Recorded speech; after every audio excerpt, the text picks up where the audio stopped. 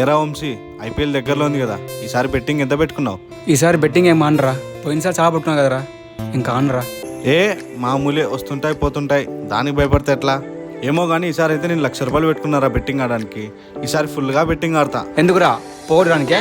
ఏ తిక్కోడా. రేయ్ ఏంటి అంకుల్, మీరు కూడా బెట్టింగ్ ఆడతారా? రేయ్ పోయినసారి నీ ఫ్రెండ్ అదేరా నా కొడుకు ఇలాగే బెట్టింగ్లాడి అప్పులు చేసి చచ్చిపోయాడు, గుర్తుందా? అంకుల్ గుర్తున్నాడు. మరి వాడికి అంత జరిగినా కూడా ఇంకా బెట్టింగ్లు అంటావేంట్రా? బుద్ధి లేదా? వాడంటే పిరికోడు అంకుల్, అప్పులు ఎక్కువ చేసి కట్టుకోలేక చనిపోయాడు. నేను అంత పిరికోని కాదులే అంకుల్. అప్పులైతే ఎంత ధైర్యవంతుడైనా భయపడాల్సిందే. అప్పులు చావు దాకా తీసుకెళ్తాయి. క్రికెట్ ని ఎంటర్టైన్మెంట్ లా ఎంజాయ్ చేయండి రా.